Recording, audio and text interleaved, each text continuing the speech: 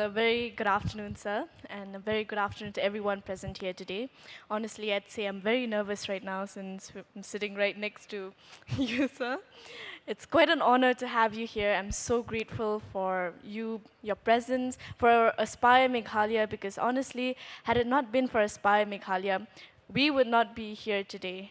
The talents that performed would not be given this platform to perform. And I'm so grateful, sir, that such programs have been organized for us youths.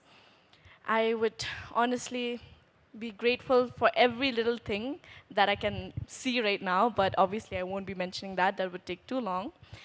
And, sir, as we all know, you are a very highly and a very reputable leader. So, sir, my question to you is, how did you come this far as a reputable leader when back in your times, programs like Aspire Meghalaya were not quite available? Since for us youths, we're getting leadership skills, soft skills, we're being taught about how to interact, how to communicate. We're given this opportunity to learn about these skills. However, back in your times, such programs were not really quite available. Maybe they might be available, but not quite widespread as they are right now.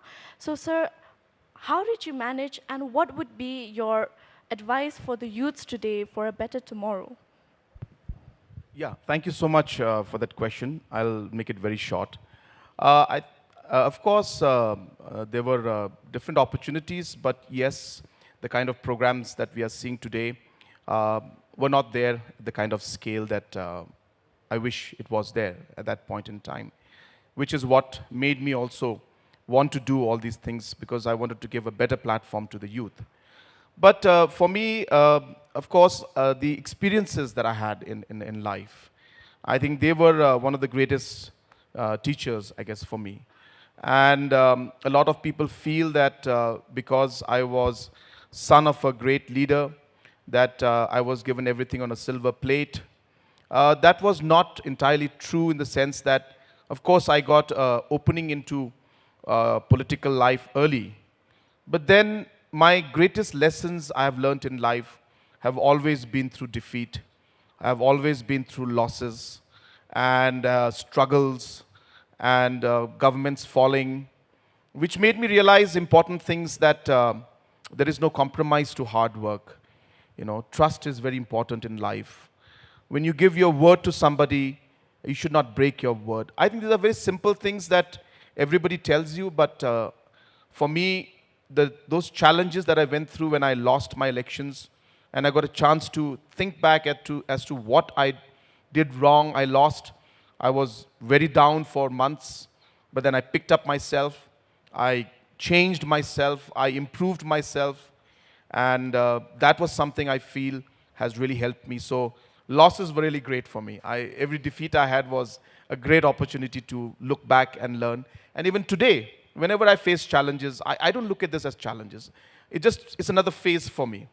I just sit back, look at it, try to think of what I could do to improve things and move forward. And I think that's very important in life. Second, of course, I had great mentors.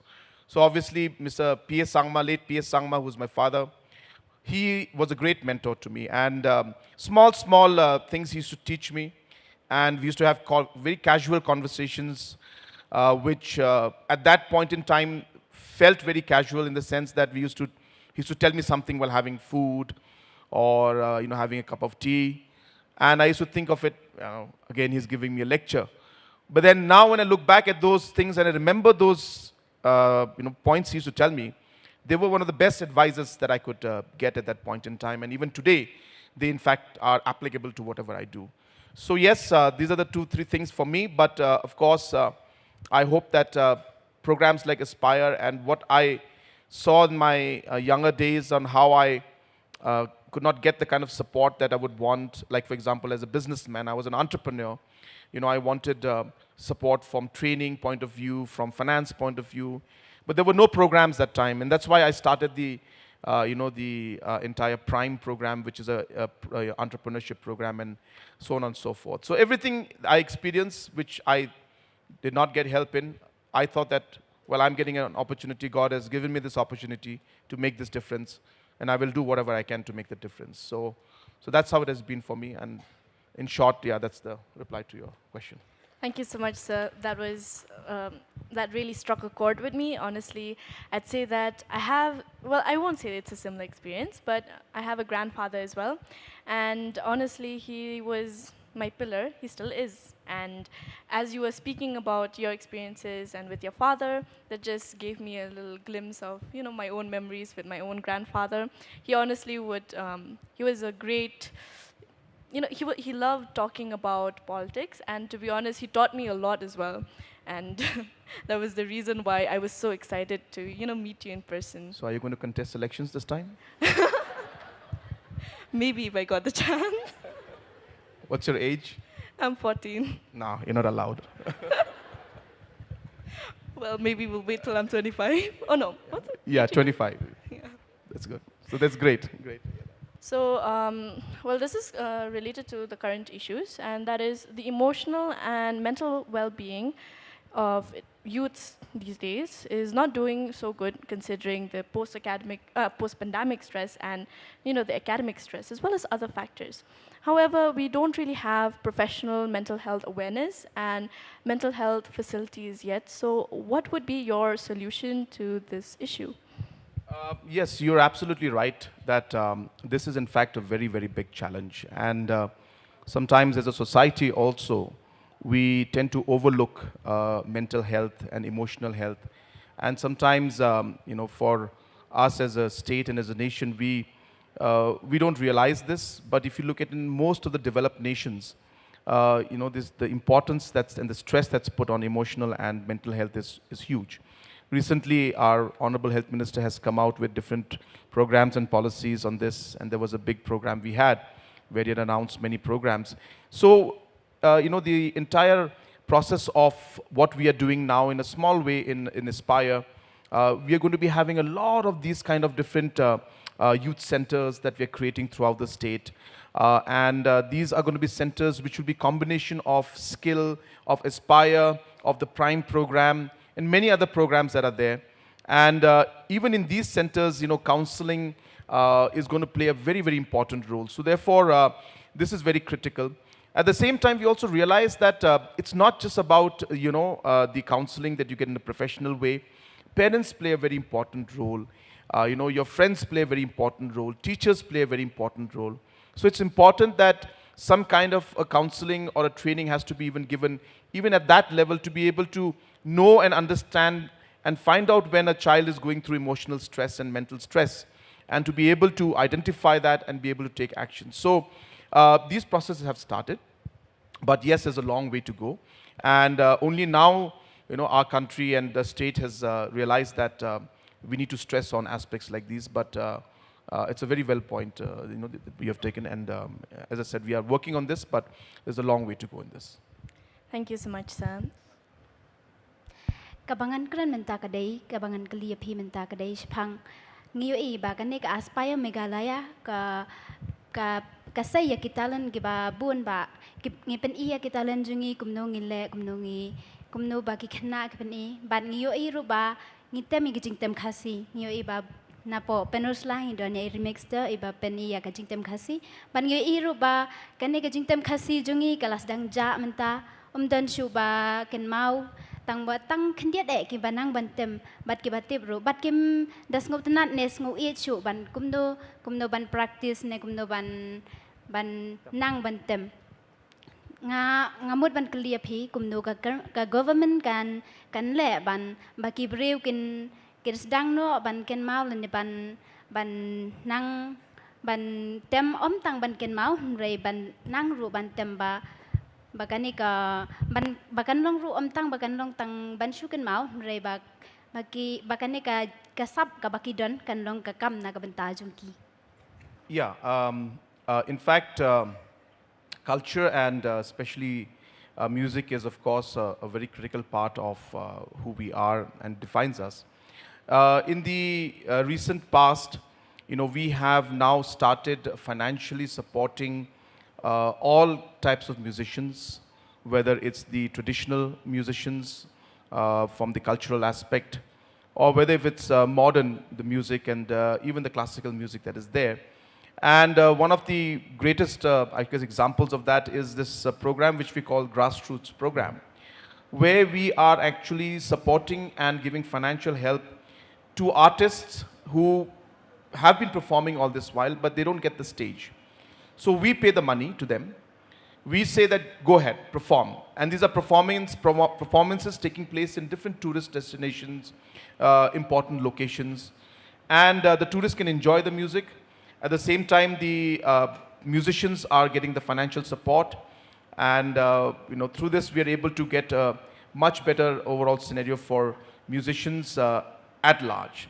When it comes to, of course, special programs for traditional and cultural music, all kinds of supports when it comes to instruments, when it comes to different kind of cultural programs they would like to have, government is giving support to them from time to time. And different organizations have come forward to us and asked us for the support. And we have ensured that every kind of financial support in terms of instruments or in terms of programs that they would like to have, the government of Meghalaya is supporting them and will continue to support and make it even bigger.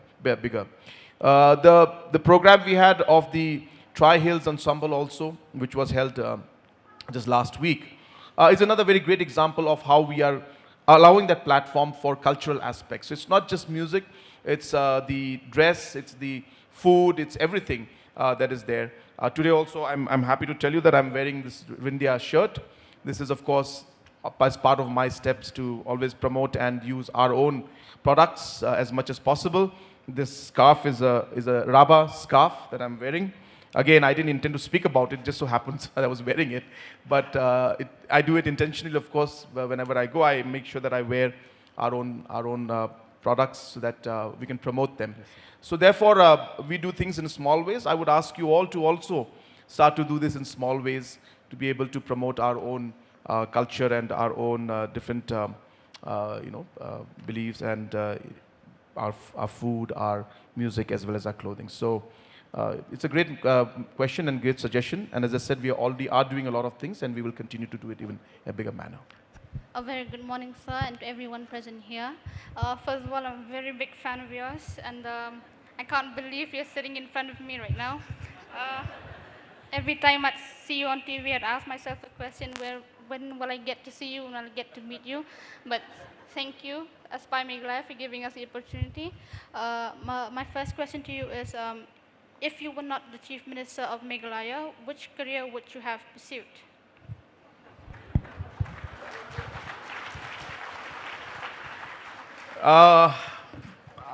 That's really tough. I don't think I would be good at anything. So I don't know what I would be doing.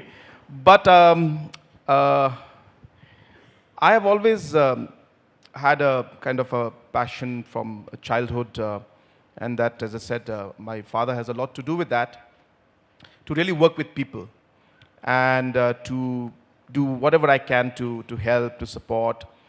So I think if you had asked me this question 30 years back, the answer would be something else. If you'd asked me 20 years back, it would be something else. So it keeps changing for me, and I'm sure it does for everybody. Yeah, I think now at this point in time in life, if I was not in politics, then I would be in some kind of a social work, I guess. Something to do with more with youth programs. Maybe I would be at Aspire, I don't know. I think I would love to see if some chief ministers brought Aspire program, I would say I want to be part of this program.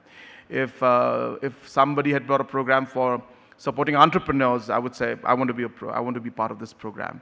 If somebody would tell me that let's do something for the farmers, let's do something for the environment, let's do something for the women, maybe I would be part of those organizations. So I think I would be doing something more socially impactful.